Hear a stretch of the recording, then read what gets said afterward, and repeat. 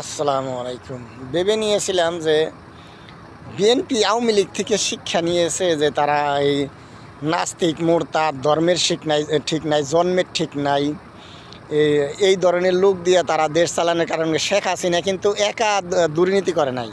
সে যতগুলা সরকারি চাকরিজীবী দিছে তারা ভোট চুরি করতে কিন্তু প্রত্যেক এখান থেকে শেখ হাসিনা গেছে তাদের মাধ্যমে করাইছে। কারা ওই রকম তার চাঁদাবাজি, যত প্রকার ঘুষ সরকারি টাকা চুরি বাটপাড়ি সমস্ত মানুষকে একা শেখ হাসিনা করছে।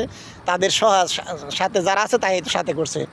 এটা থেকে শিক্ষা পাইয়া ভাবছিলাম যে বিএনপির লোকগুলো হয়তো এদের থেকে শিক্ষা পাইয়া শেখ হাসিনার ধ্বংস কিন্তু তাদের আশেপাশের তার কর্মচারী কর্মকর্তা, সেই সাথে নেতাকর্মী।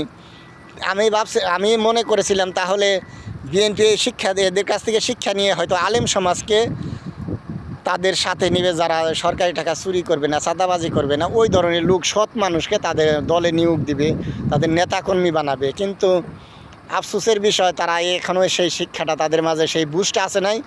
অতএব যারা আগামীতে ভোট দিবেন, আপনার সন্তানকে চাঁদাবাজি বানাবেন, জাহান্নামি বানাবেন কিনা, সরকারি টাকা চুরি করে জাহান্নামের টিকিট কাটবে কিনা, এটা আপনি একটু যাচাই করবেন। কারণ আপনি কাকে সাপোর্ট দিচ্ছেন, সমর্থন করছেন? একজন জাহান্নামীকে, চুরকে, দায়ুসকে, যাদের ধর্মের ঠিক নাই জন্মের ঠিক নাই তাদেরকে সাপোর্ট দেন, তাহলে ঠিকানা দুনিয়া এবং আখিরাত ধ্বংস হবে। এই জন্যে আমার টার্গেট হচ্ছে জামাত শিবিরের মতো শিক্ষা দিয়ে যদি আমরা বিএনপি যতগুলো অন্য অন্য দল আছে তাদের সেইভাবে আদর্শ মানুষ বানিয়ে রাজনীতি করেন, তাহলে তো সমস্যা নাই। কারণ আমি চাই যে আমাদের, কারণ দেখেন, আল্লাহ মাগফিরিল মুসলিমিনা ওয়াল মুসলিমাতি ওয়াল মুমিনিনা ওয়াল মুমিনাতি, কি এটার দোয়াটা হচ্ছে যে আল্লাহ যেন তাদেরকে মাগফিরাত কামনা করছি কার, ক্ষমা চাচ্ছি কার জন্য? দুনিয়ার মুসলমান নরনারী, মুমিন নরনারীর জন্য। এর জন্য আমার আমল নামায় লক্ষ লক্ষ নেক আমল যোগ হয়। তাহলে একজনের মানুষের ভালো চাইলেই যদি দোয়া করলে তাদের জন্য লক্ষ লক্ষ নেকি হয়।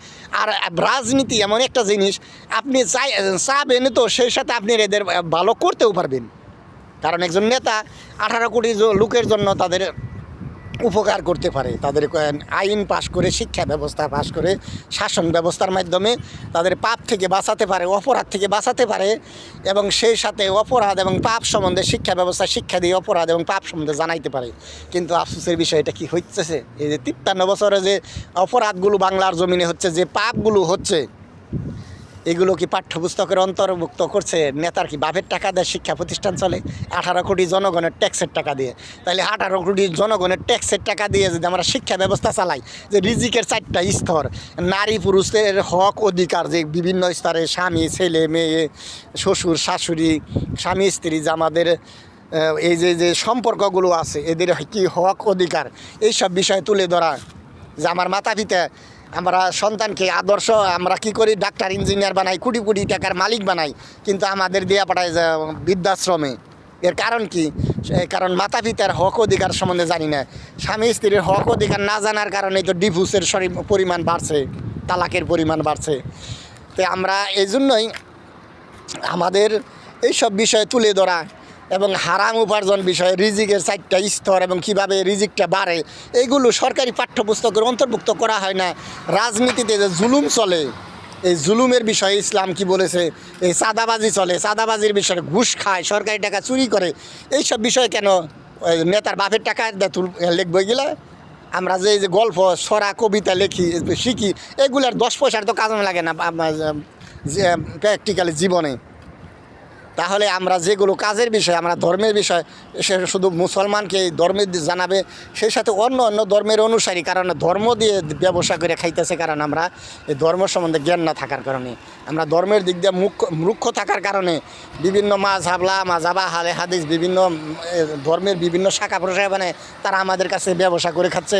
যেমন হিন্দু ধর্মের মূর্তি পূজায় এদের নিষেধ, মূর্তি পূজায় বানায় টাকা কামায়। আবার তাদের জন্মদাতা মায়ের কথা বাদ দিয়ে গরুকে তার মা বানাই দিছে। গরুর মুত খাওয়ায়, যার গরু তার দেয় মুত খাওয়ায়, গোবর খাওয়ায়, প্রস্রাব খাওয়ায়, আর সে খায় মাংস। আর নিজের জন্মদাতা মা থাকে অনাহারে বৃদ্ধাশ্রমে। এই যে মুনাফেক জাতি, কারণ মায়ের সত্যিকারের জন্মদাতা মা, তার সম্বন্ধে তার শিক্ষা দেওয়া হয় না। এই জন্য আমার কথাগুলো, আমি কারো শত্রু না, আমি কোনো দলের শত্রু না। আমি চাই যে আপনি রাজনীতি করে জাহান্নামে যাবেন না, সরকারি চাকরি করে জানে জাহান্নামের টিকিট না কাটেন। আপনি জানবেন যে হারাম উপার্জন করে কি ক্ষতি করছেন আপনার নিজের, আগে আপনি নিজে বাঁচবেন জাহান্নামের আগুন থেকে। কারণ আমরা আপন জনের জন্য চুরি ডাকাতি চাঁদাবাজি সন্ত্রাসী যত প্রকার প্রচেষ্টা আছে আমরা চালাইয়া কামাই করে দেই, কিন্তু আমার টিকিটটা জাহান্নামের জন্য কাটি। কারণ রিজিক সম্বন্ধে ধারণা না থাকার কারণে আমি ভালোবাসবো আমার আপনজনকে, যেটুকু কামাই করে দিতে পারি হালালভাবে বৈধভাবে ওইটুকু দিব। তাতে আমার আপনজনকে ভালোবাসুক আর না বাসুক, কেননা আমাকে বাঁচাতে হবে আগে। আমি আজকে মারা গেলে আমার জাহান্নামের টিকিট কাটবো এই হারাম উপার্জনের মাধ্যমে।